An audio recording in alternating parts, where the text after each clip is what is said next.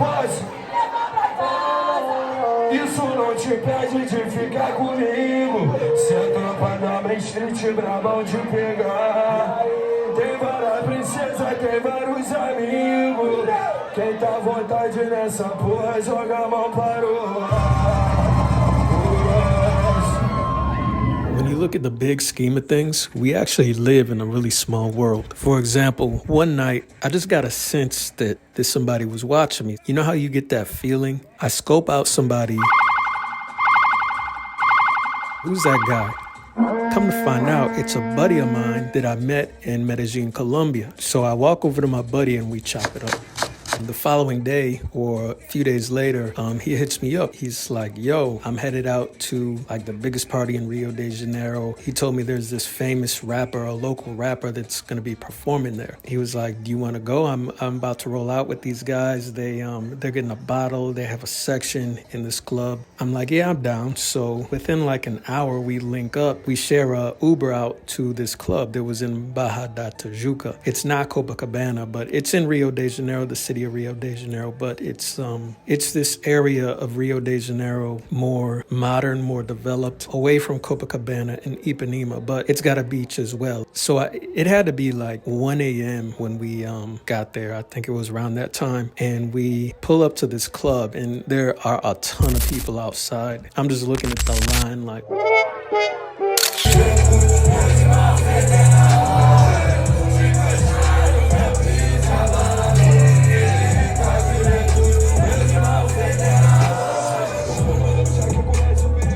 So we pull up to this club, the line is long. I'm not the type of guy that likes waiting in long lines. I'd rather just not go to the club than have to wait 30 minutes to an hour just to gain access to the club. And again, we're in Brazil. We don't speak Portuguese. I don't speak Portuguese at the time at all. But he's like, oh, well, my buddies are inside. They have the section and everything. So he somehow maneuvers his way up through the line and is able to make contact with a doorman. And he gets us in right away. So we go in. He was able to get in free. I think I did have to pay the admission, which was, I want to say it was like, I don't remember exactly how much it was, but it wasn't more than $20. So it might have been, honestly, I don't recall at all how much I paid. It might have been 100 reais. It might have been 20 reais. 20 reais would be $4. 100 reais would be $20. I have a feeling it was somewhere in the neighborhood of $20.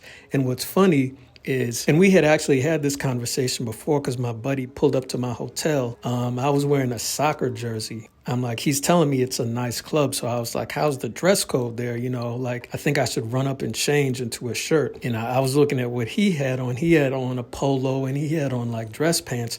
But the odd thing is he had on like Havaianas. He had on flip-flops. And I'm thinking, like, how's he going to get in with these flip-flops? You know, and I mentioned that to him, but he was like, I'm not worried about it. So I ran up, changed my shirt. Fast forward. So when we're at the club, they tell him, oh, you can't get in with those, you know, with those flip-flops. So I'm like, oh man, we're not going to be able to get in. They ask him, what's his shoe size? They come back and sell him a pair of shoes. I'm like, what? I've never been to a club selling shoes to gain entrance. Like, they had a whole stock room full of shoes, I guess. Full size run. Anyway, so we get in the club. It's a huge club and it was packed.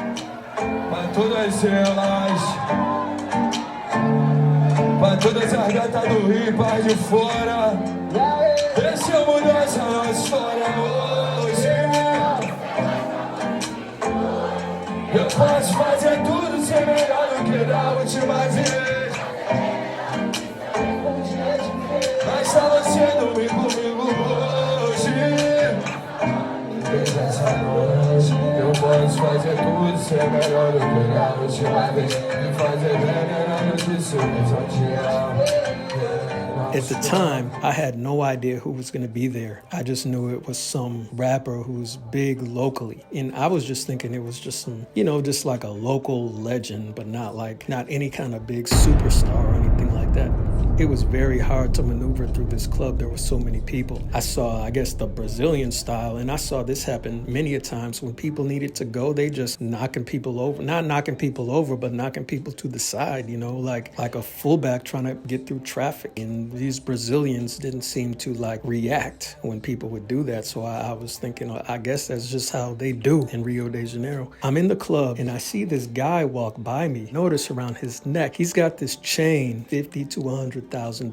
I remember just thinking like, wow, this guy's crazy to be in Rio de Janeiro wearing something like that in this crowded nightclub. My buddy was telling me like, it's gonna be a bunch of rich people at this club. Like it's kind of like a bougie club, Brazilians with money. I mean, and just to get into the club, it's a whole ordeal. Like it's not like a club in the States where you go, you pay whatever, you enter. No, it's like in these clubs, you go up to this counter and you have to show like your ID. There's a whole like registration process just to enter. And same thing to leave the club. You have to basically check out of the club. So they basically know everybody who goes in and everybody who comes out. But anyway, I see this guy. I'm thinking, wow, he's crazy. But that was the first thing that caught my eye. And then as my line of sight widened out and I saw that there were 3 big linebacker-sized dudes in front of him, 3 big linebacker-sized guys behind him. They made a train to just charge through this crowded club. And I soon came to realize he was the guy.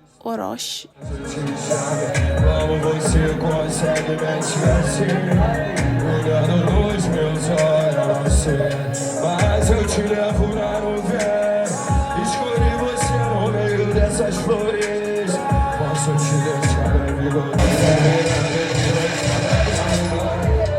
acelerando pela estrada atrás do mar. O bonde da Guantaru.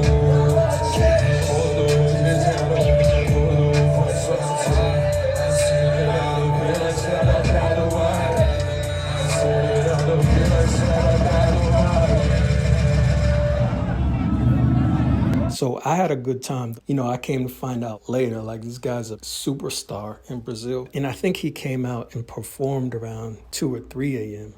And in Rio de Janeiro, the sun rises around 5 a.m. I'll leave you with some more footage from the show.